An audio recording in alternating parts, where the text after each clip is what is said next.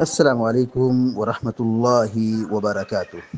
الحمد لله رب العالمين والعاقبة للمتقين، والصلاة والسلام على أشرف الأنبياء والمرسلين نبينا محمد وعلى آله وصحبه أجمعين ومن تبعهم بإحسان إلى يوم الدين. أما بعد، فعن ابن عمر رضي الله تعالى عنهما عن النبي صلى الله عليه وسلم قال: إذا طلع الفجر فقد ذهب وقت كل صلاة الليل والوتر فأوتروا قبل طلوع الفجر. رواه الترمذی. بلوغ المرام من ادلت الاحکام کی حدیث نمبر 309 ابھی آپ کے سامنے پڑھی گئی ہے۔ حدیث کے راوی مشہور صحابی سیدنا عبداللہ بن عمر رضی اللہ تعالیٰ عنہما ہیں۔ وہ بیان کرتے ہیں کہ اللہ کے نبی صلی اللہ علیہ وسلم نے فرمایا: اذا طلع الفجر فقد ذهب وقت كل صلاة الليل والوتر فأوتروا قبل طلوع الفجر۔ اذا مانے جب، طلع یطلع مانے طلوع ہونا، نمودار ہونا، نکلنا۔ طلع الفجر جب فجر طلوع ہو جائے۔ فجر کا طلوع ہونا کیا مطلب ہے؟ یعنی فجر کی نماز کا وقت ہو جائے۔ یہ سورج نکلتا ہے اس کو کہتے ہیں طلوع شمس، طلوع آفتاب۔ ایسی فجر کی اذان کا جب وقت ہوتا ہے تو اس کو کہتے ہیں طلوع فجر، یعنی فجر کی نماز کا وقت اب شروع ہو گیا ہے، اذان ہو رہی ہے۔ اس کو صبح صادق کا وقت کہا جاتا ہے، اسی کو طلوع فجر بھی کہا جاتا ہے۔ اذا طلع الفجر فقد ذهب كل صلاة الليل والوتر۔ پیارے نبی صلی اللہ علیہ وسلم فرماتے ہیں جب فجر طلوع ہو جائے، جب فجر طلوع ہو جائے یعنی فجر کی نماز کا وقت شروع ہو جائے، صبح صادق کا وقت شروع ہو جائے، فقد ذهب وقت كل صلاة الليل والوتر، تو پھر رات کو پڑھی جانے والی ہر نماز اور وتر کی نماز کا وقت ختم ہو گیا۔ فقد ذهب ختم ہو گیا، چلا گیا۔ ذهب يذهب مانے جانا، وقت وقت، کل مانے ہر، سب۔ فقد ذهب وقت كل صلاة الليل، کل مانے سب، ہر، صلاة اللیل رات کی نماز، والوتر اور وتر کی نماز۔ فقد ذهب وقت كل صلاة اللیل والوتر،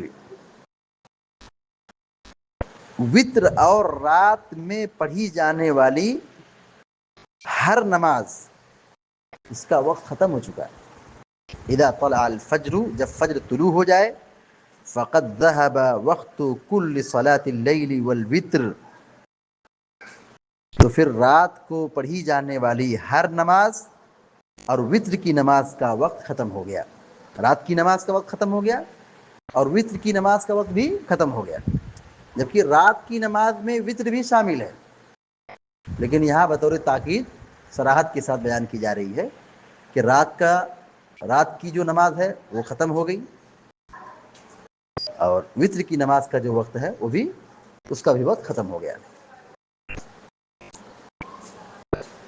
یعنی قیام اللیل کی انتہا طلوع فجر تک ہے، وتر کی نماز کی انتہا طلوع فجر تک ہے، یعنی آخری وقت نماز کا اول وقت اور نماز کا آخری وقت، ہر نماز کا ایسا ہی ہے، ہر نماز کا اول وقت ہے اور آخری وقت ہے۔ تو عشاء کی نماز کا جو وقت ہے وہ آپ جانتے ہیں، شفق کے غائب ہونے کے بعد سے عشاء کی نماز کا وقت شروع ہوتا ہے، یہ اول وقت ہے۔ ثلث اللیل تک یہ بہترین وقت ہے، اور بہت زیادہ تاخیر کیے تو آخری رات تک. پھر اگر نہیں پڑھ سکے کسی وجہ سے تو فجر سے پہلے پہلے، طلوع فجر سے پہلے پہلے عشاء پڑھ لیں. قیام اللیل کا وقت دیکھیے عشاء کی نماز سے شروع ہوتا ہے. وطر کی نماز دیکھیے یہ بھی قیام اللیل، یہ بھی عشاء کی نماز کے بعد سے شروع ہوتا ہے. عشاء کے بعد نہیں پڑھے، آخری وقت کب تک ہے؟ طلوع فجر تک. طلوع فجر تک. تو رات کی جتنی نماز ہے جیسے قیام اللیل ہے، یا بصورت مجبوری آدمی عشاء کے وقت میں نہیں پڑھ پایا، یا آدھی رات میں نہیں پڑھ پایا، سفر میں تھا یا بیمار تھا یا سو گیا تھا یا بھول گیا تھا یا کوئی پرابلم تھا، بصورت مجبوری، تو فجر کی اذان سے پہلے پہلے ان نمازوں سے فارغ ہو جانا چاہیے. عشاء کی نماز سے، قیام اللیل سے، اور وطر سے. اذا طلع الفجر فقد ذهب وقت كل صلاة الليل والوتر. جب فجر طلوع ہو جائے تو پھر رات میں پڑھی جانے والی ساری نماز اور وطر کی نماز کا وقت یہ سب ختم ہو گیا. فقط ذہب، سب ختم ہو گیا، چلا گیا. کون سی نماز کا وقت چلا گیا؟ رات کی نماز اور وطر کی نماز، یہ سب چلا گیا، ختم ہو گیا. فَأَوْتِرُوا قَبْلَ طُلُوعِ الْفَجْرِ. پیارے نبی صلی اللہ علیہ وسلم نے فرمایا کہ تم لوگ وطر پڑھ لو فجر کے طلوع ہونے سے پہلے پہلے. فَأَوْتِرُوا، وطر پڑھو، یہ امر کا صیغہ ہے. اوترو فاوترو، وطر پڑھو. قبل مانے پہلے، طلوع الفجر، فجر کے طلوع ہونے سے. طلوع مانے نکلنا، طلوع ہونا. فاوتروا قبل طلوع الفجر، فجر کے طلوع ہونے سے پہلے پہلے وطر پڑھ لو. رواہ الترمذی، امام ترمذی رحمہ اللہ نے اس حدیث کو بیان کیا ہے. شیخ البانی رحمہ اللہ نے اس حدیث کو صحیح قرار دیا ہے. حدیث کا مفہوم بالکل واضح ہے کہ قیام اللیل اور وطر کی نماز کا وقت جو ہے، آخری وقت صبح صادق تک ہے. صبح صادق تک ہے، یعنی فجر کی اذان سے پہلے پہلے تک ہے. لہذا قیام اللیل یا وطر کی نماز طلوع فجر سے پہلے پہلے ادا کر لینا چاہیے، اسے فارغ ہو جانا چاہیے.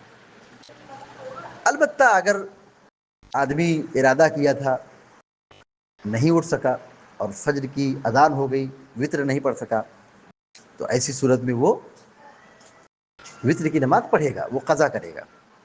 یہاں پر جو کہا گیا اس کا وقت ختم ہو گیا. کیا مطلب ہے؟ یعنی جو نماز پڑھنے کا وقت متعین ہے، متعین وقت ختم ہو گیا ہے. بعد میں لیکن نماز کی قضا ہوگی. جو آدمی کسی عذر شرعی کی وجہ سے نہیں پڑھ سکا ہے، جیسے مثال کے طور پر فجر کی نماز کا وقت کب تک ہے؟ سورج نکلنے سے پہلے پہلے.